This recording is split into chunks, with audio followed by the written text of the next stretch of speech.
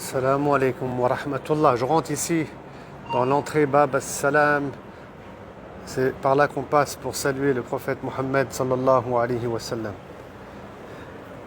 Masha'Allah.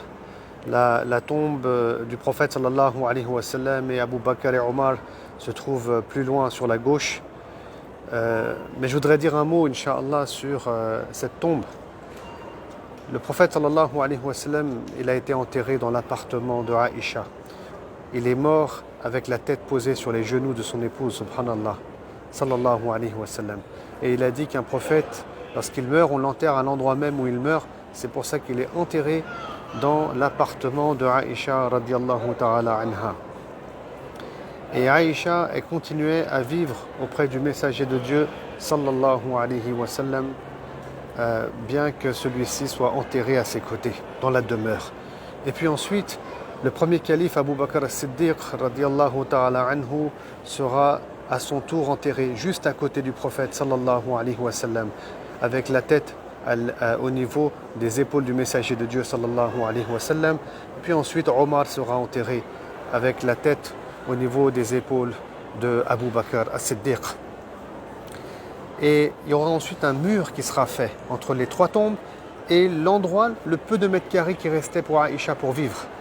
Et plus tard, sous le califat de Omar ibn Abdelaziz, et on est sous les Omeyyades, le mur va s'effondrer. L'appartement, quelques murs vont s'effondrer.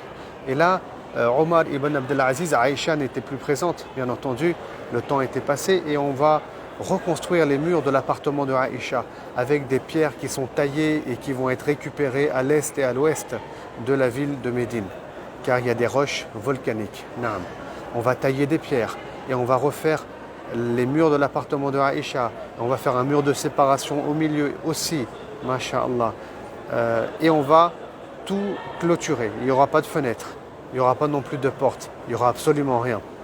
Et puis comme les gens, vous savez, ils compareront un peu cet appartement à la Kaaba, Omar ibn Abdelaziz fera faire un nouveau mur autour, un mur avec 5 côtés. Et entre ce mur aux 5 côtés et l'appartement de Aïcha, il y a environ un demi-mètre d'espace.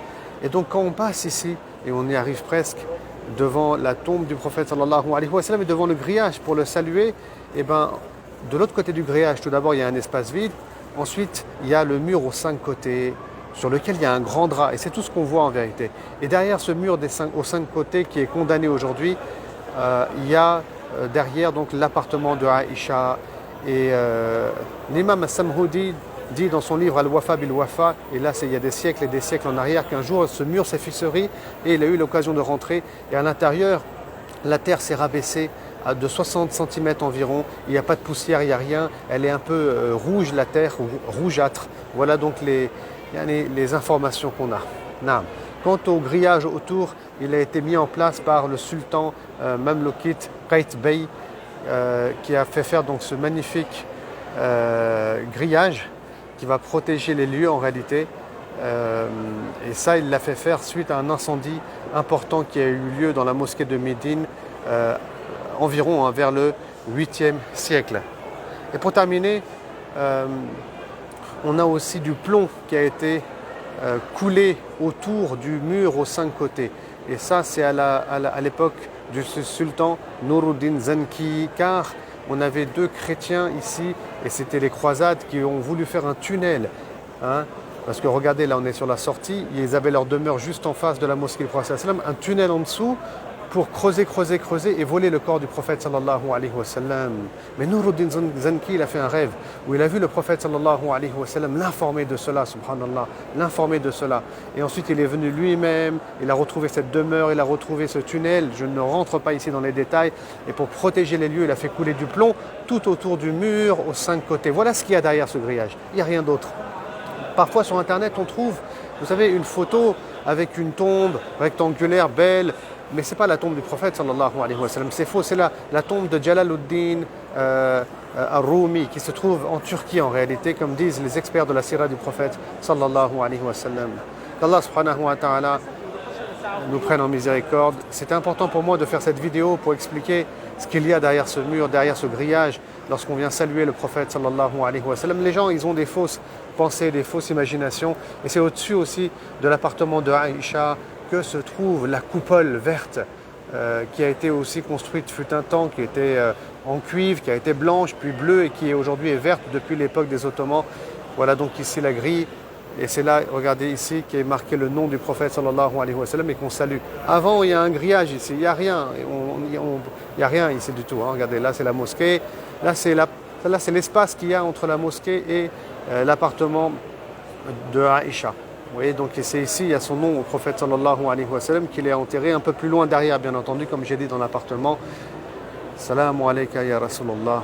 Et là, c'est la tombe d'Abu Bakr as-Siddiq, et c'est bien mentionné par écrit aussi. Salamu alayka ya Abu Bakr. Et la tombe de Omar ibn al-Khattab. Salamu alayka ya Omar. Et là, il n'y a rien après, bien entendu. L'endroit où je me trouve actuellement, où je suis en train de filmer et saluer, c'est l'endroit où vivait Hafsa, radiyallahu anha, l'épouse aussi du prophète sallallahu alayhi wa sallam. Et là, je vais vers la sortie de Babus Salam. C'est là que se trouvait aussi, à ce niveau-là, au niveau de la sortie, l'appartement de Othman ibn Affan, radiyallahu ta'ala anhu. Ici, à ce niveau-là, j'ai dit qu'il n'y avait rien. Hein. Donc là, je reviens en arrière. On a les tombes. Et ici, il y avait l'appartement de Saouda, radiyallahu ta'ala anha, autre épouse du prophète sallallahu alayhi wa sallam. Shukran jazilan, barakallahu fikum. Qu'Allah subhanahu wa ta'ala nous invite à la Mecque, nous invite dans la cité du prophète Mohammed sallallahu alayhi wa sallam. Assalamu alaikum wa rahmatullah.